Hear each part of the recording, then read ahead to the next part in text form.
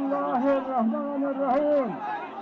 আল্লাহর নামে শুরু করছি, যিনি পরাক্রমশীল, পরাক্রমশালী, যিনি ন্যায় বিচার প্রতিষ্ঠাকারী, যিনি মজলুমের পাশে থাকেন আর জালিমের পরিণতি নির্ধারণ করেন।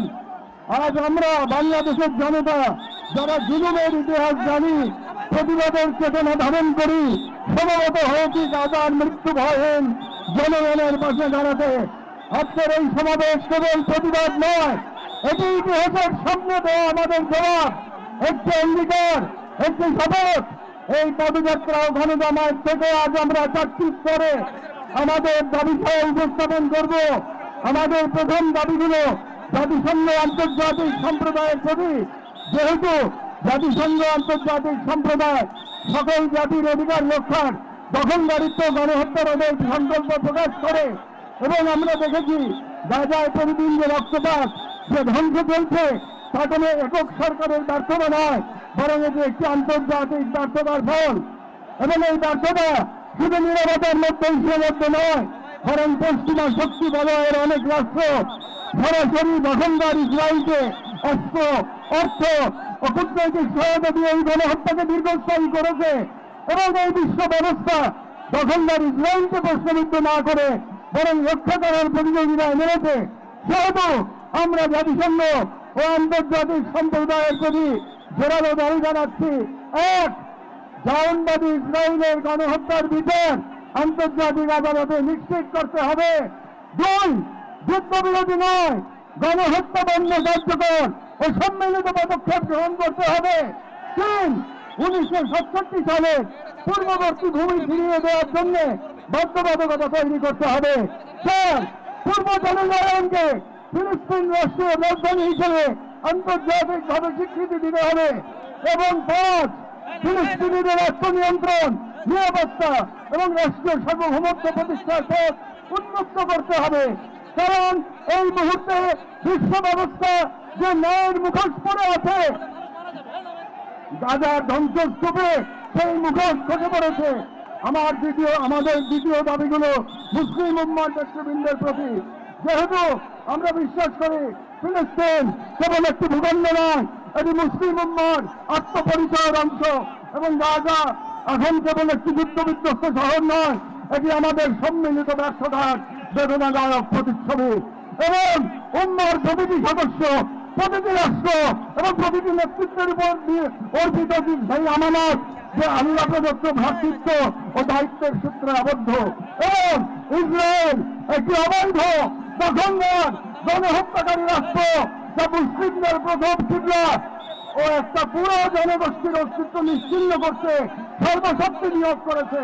এবং ভারতের হিন্দুত্ববাদ আজ এই অঞ্চলের আইনবাদী প্রকল্পের প্রতিনিধিতে পরিণত হয়েছে, মুসলমানদের বিরুদ্ধে সুপরিকল্পিত দমন নির্যাতন চালিয়ে যাচ্ছে। এবং ভারতের সম্প্রতি ওয়াকফ সম্পত্তি আইনে হস্তক্ষেপের মাধ্যমে মুসলিমদের ধর্মীয় ঐতিহাসিক অধিকার ধারণ করা হয়েছে, যা উম্মার জন্য একটি স্পষ্ট সতর্কবার্তা।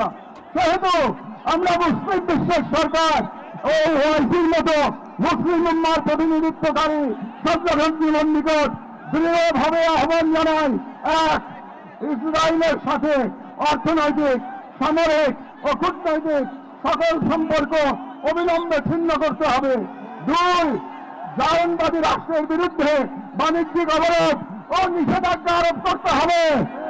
তিন, গাজার মুসলিম জনগণের পাশে চিকিৎসা, খাদ্য, আবাসন ও প্রতিরক্ষা সহযোগিতা সহ সর্বাত্মক সহযোগিতা নিয়ে দাঁড়াতে হবে। চার, আন্তর্জাতিক পর্যায়ে ইসরায়েলকে একঘরে করতে সক্রিয় কূটনৈতিক অভিযান শুরু করতে হবে।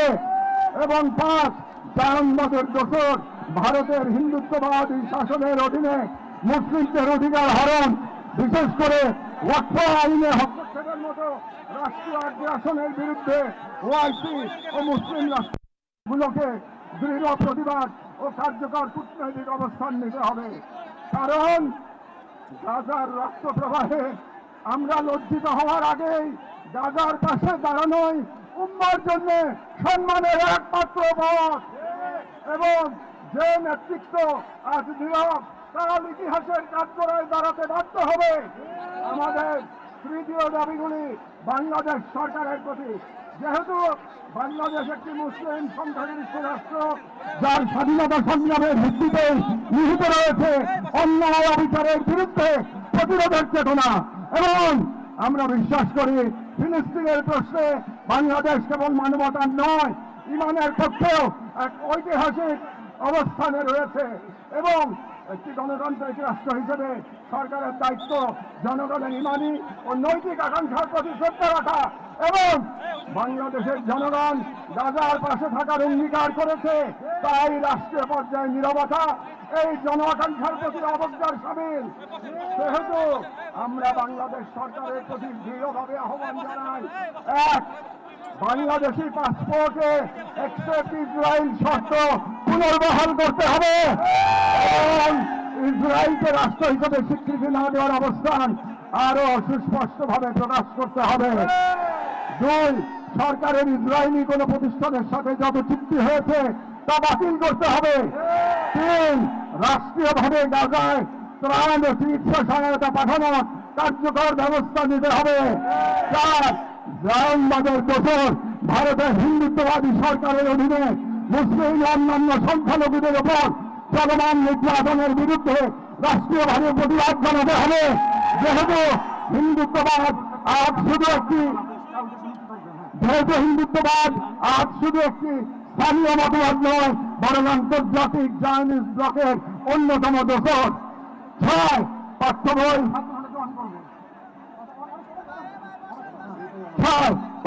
ও শিক্ষানীতিতে আল আকসা, ফিলিস্তিন এবং মুসলিমদের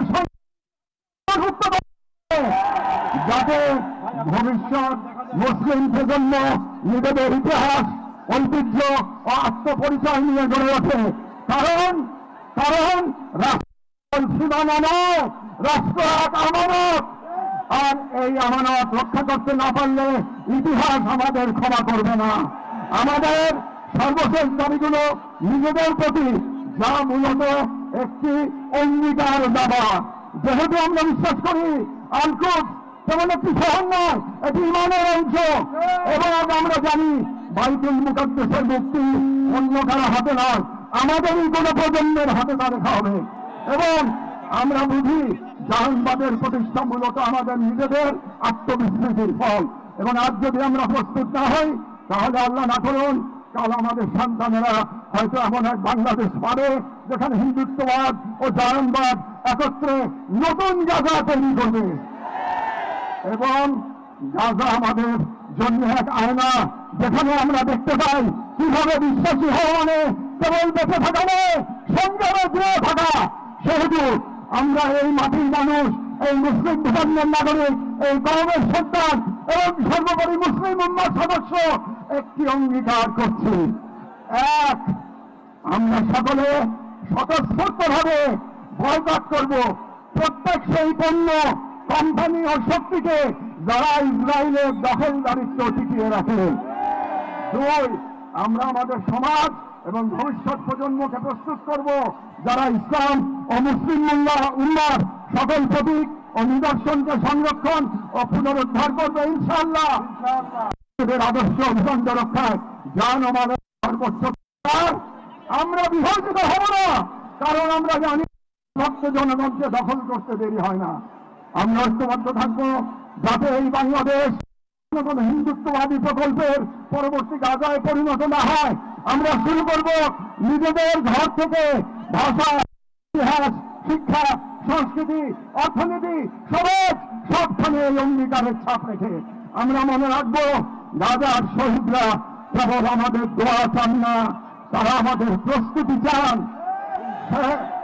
শেষ কথা, শান্তি বর্ষিত হোক গাজার সম্মানিত অধিবাসীদের উপর, তাদের উপর যারা নজিরবিহীন সবর করেছেন, যারা বিশাল ইমানের পর প্রমাণ নিয়েছেন, যারা ধ্বংসস্তূপের মাঝেও প্রতিরোধের আগুন জ্বেলেছেন, বিশ্বের নীরবতা উদাসীনতার যন্ত্রণা হাসি মুখে বুকের মাঝে ধারণ করেছেন। শান্তি বর্ষিত হোক তাদের প্রতি যারা নাম লিখে গেছেন ইজ্জতের খতিয়ানে। শান্তি বর্ষিত হোক হিন্দ রজব, রিন এবং ফাতি আবু সালেহ সহ সকল শহীদদের উপর যাদের রক্ত দ্বারা গাজার পবিত্র ভূমি আরো পবিত্র হয়েছে, যাদের চোখে ছিল প্রতিরোধের অগ্নিশিখা, শান্তি বর্ষিত হোক বাইতুল মুকাদ্দাসের গর্বিত অধিবাসীদের উপর, যাদের হৃদয়ে এখনো ধ্বনিত হয় আল কুদস লানা, আল কুদস আমাদের, গাজার জনগণকে অভিনন্দন। আপনারা ইমান, সবর আর কুরবানির মহাকাব্য রচনা করেছেন, দুনিয়াকে দেখেছেন ইমান আর তাওয়াক্কুলের শক্তি। আমরা বাংলাদেশের মানুষ শাহজালাল আর শরীয়তুল্লাহর ভূমি থেকে দাঁড়িয়ে আপনাদের সালাম জানাই, আপনাদের শহীদদের প্রতি ভালোবাসা ও শুভেচ্ছা জানাই। আর আমাদের কণ্ঠে উচ্চারিত হয় এই দোয়া, হে আল্লাহ, গাজার এই সাহসী জনপদকে তুমি সেই পাথর বানিয়ে দাও যার উপর গিয়ে ভেঙে পড়বে জায়নিস্টদের সব ষড়যন্ত্র। বাংলাদেশের সর্বস্তরের জনগণের পক্ষে প্যালেস্টাইন সলিডারিটি মুভমেন্ট বাংলাদেশ।